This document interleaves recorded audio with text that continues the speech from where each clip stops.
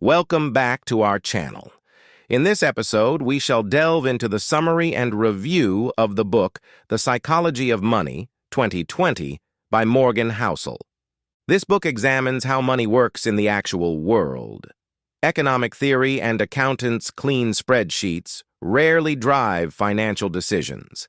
Instead, our decisions are influenced by a wide range of factors, including personal history, pride, and even envy. The outcomes are frequently surprising and always fascinating. Morgan Housel is a collaborative fund partner and a financial journalist who has written for The Motley Fool and The Wall Street Journal. He lives in Seattle and has received numerous literary prizes, including the New York Times Sydney Award and the Best in Business Award from the Society of American Business Editors and Writers. Morgan Housel argues that understanding the human factor, or the relationship between people and their money, is crucial for understanding financial decision-making. He suggests that understanding why people bury themselves in debt or squander fortunes is not just about interest rates. It involves examining the history of envy, greed, and optimism. Housel also explores how personal experiences shape investment strategies, why finding a single Picasso might mean acquiring 99, and how envy can make investors risk everything they already have. Let us look at the summary of the 8 main points from this book. 1. Everyone has their own experience of the economy and money. The Great Depression, a global economic downturn in 1929, has become the standard narrative for millions of Americans. However, it overlooks the unique experiences of everyone. John F. Kennedy, who ran for president in 1960, revealed that his wealthy family had a thriving fortune after the Depression. This highlights the contrasting experiences of the rich and poor in economic life. Wealthy individuals who grew up during periods of high inflation have a different financial worldview than those who only experienced stable prices. This resulting perspective shapes what we do with money. We all like to think we know how the world works, but we usually only experience a small portion of that reality. This highlights the importance of understanding the psychology of money and the differences between rich and poor individuals in understanding the economy and money. 2. Personal experience drives financial decision-making. Economists often rely on the idea that rational individuals make self-interested decisions to maximize their returns. However, reality is more complex, as seen in the lottery. The average low-income household in the United States spends $411 on lotto tickets annually, while around 40% of households struggle to find $400 in an emergency. This behavior is not rational, but not illogical, as living from one paycheck to the next is unlikely to provide enough money for essentials or luxuries. Personal experience drives financial decision-making, as seen in a 2006 study by economists Ulrike Malmendier and Stefan Nagel. They found that personal history determines our attitude to risk, similar to buying lotto tickets. High inflation during investors' late teens and early 20s may discourage them from investing in bonds later in life, while low inflation during this period may encourage them to continue investing. The same pattern holds for stocks, with investors investing in a market if it was doing well in early adulthood and avoid it if it was weak. 3. Today's economic concepts are still historical infants. The economic concepts we use today are still historical infants, with the first currency being issued around 600 BC.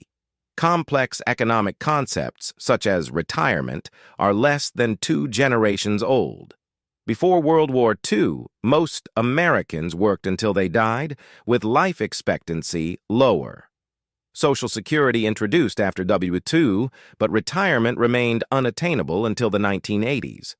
The 401k retirement scheme only existed in 1978, while the Roth IRA retirement scheme was introduced in 1998. Other key ideas and practices, such as hedge funds and index funds, are less than 50 years old. Consumer debt, such as mortgages, car loans, and credit cards, became common after the GI Bill in 1944. If we're bad at financial planning and decision-making, it's because we're greenhorns. 4. Luck plays a bigger role in financial successes than you might think. Luck plays a significant role in financial successes than people might realize. Nobel Prize-winning economist Robert Shiller once questioned the exact role of luck in successful outcomes. However, it's difficult to quantify the extent to which luck is responsible for one firm prospering and another failing. We often attribute others' successes to blind chance, leading to ignoring the role of luck in financial decision-making. Economist Bhaskar Mazumdar found that the income of two siblings is more closely correlated than height or weight. This correlation is due to human psychology, where we either underestimate or overestimate the role of luck in outcomes. Our culture, which is obsessed with success, doesn't help, as Forbes celebrates second-rate or reckless investors who get lucky and make a fortune. To understand the role of luck in financial success, we need to build randomness into our models and acknowledge the role of luck in financial decisions. 5. Focusing on broad patterns rather than specific cases can help you make better calls. Bill Gates once said that success is a lousy teacher, as it tricks smart people into overlooking the role of luck, which in turn makes them think they can't lose. To build chance and luck into your financial behavior, focus on broad patterns rather than specific cases. John D. Rockefeller, one of the most successful entrepreneurs in history, faced a problem when the laws of the United States didn't permit him to do what he wanted to do. His solution was to ignore them, which led to his success. However, the difference between his success and failure is luck. Good luck is almost impossible to emulate, and even if you mimic every career step of someone like Warren Buffett, you can't ensure the same outcome for you. Instead, stick to analyzing patterns of success and failure, as the more common a pattern is, the more likely it is applicable to your life and financial decisions. Studies show that people who control the structure of their days are happier with their work than those who don't. 6. Envy can make you reckless. Capitalism generates wealth and envy, which can lead to reckless behavior. For example, a rookie baseball player may want what a superstar like Mike Trout earns, while high earners like Trout compare themselves to those who earn even more. Envy is not morally wrong, but it can also make one reckless. Rajat Gupta, a former CEO of McKinsey, was an example of this. He bought 175,000 shares of Goldman Sachs in 2008, illegal insider trading, and was caught by prosecutors. This led to a prison sentence. The moral of this story is that envy drives bad calls, and the cost of those calls is often higher than the gains one stands to make. It's important to recognize that trying to devour everything will push one to the point of regret. Leaving opportunities on the table doesn't necessarily mean missing out, but it's often recognition that trying to devour everything will push one to the point of regret. 7. Amassing a fortune is easier than keeping hold of it. Jesse Livermore, a prominent stock market trader in the early 20th century, made a significant fortune by taking a short position and betting on stock decline before the 1929 market crash. Despite the market losing 1/3 of its total value, Livermore returned home with a fortune of $3 billion. However, he soon realized that accumulating wealth was easier than maintaining it. He placed larger bets and lost big, eventually losing his fortune and taking his own life in 1940. Making money involves risk, optimism, and courage, while staying rich involves fear of losing everything. Livermore's story is not as tragic as many others, but around 40% of publicly listed companies lose their entire value over time. To keep what you already have, perseverance is key. Entrepreneurs who stick around for a long time without wiping out are all entrepreneurs who have a common trait: fear. When you're scared of losing, you look at potential wins through a different lens, and few gains are large enough to justify risking losing everything. This mindset allows you to make better decisions and maintain your wealth. 8. You can be wrong half the time and still make a fortune. Heinz Berggruen, a renowned art collector, was a man who was adamant about his ability to make a fortune. After fleeing Nazi Germany in 1936, he studied literature and worked as a journalist. In 1940, he bought a watercolor by Paul Klee, sparking a lifelong passion for modern art.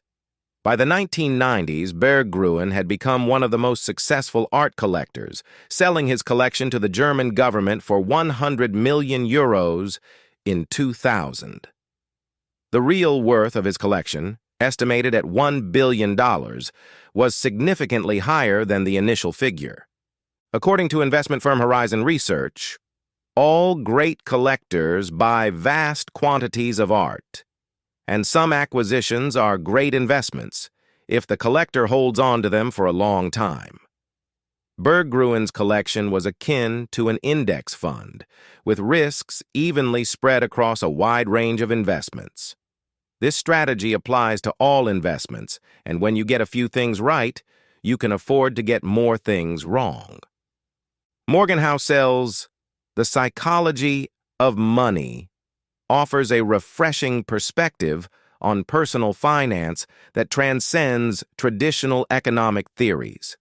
Through compelling storytelling and insightful analysis, Housel delves into the complex relationship between money and human behavior, illuminating the psychological biases that often drive financial decisions.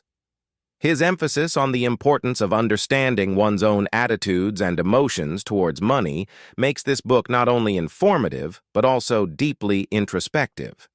While some may find the anecdotes outweigh the practical advice, Housel's engaging narrative style makes The Psychology of Money an essential read for anyone seeking a deeper understanding of their financial mindset. In summary, making money choices isn't as easy as it seems in books. Sometimes we decide to buy things like lottery tickets based on our past experiences, not just what's happening in the market. Even investing can be tricky because our feelings can get in the way. It's smart to remember that luck can affect how things turn out, and it's normal to worry about losing what you've worked hard for. So, the best idea is to be prepared for anything, and maybe spread out your options just in case. If you resonate with this video of book summary, insights, and review, please hit that like button and share this with others who may find it useful. Join us in this wonderful book journey by subscribing for free. Thanks for watching, and see you in our other or next videos.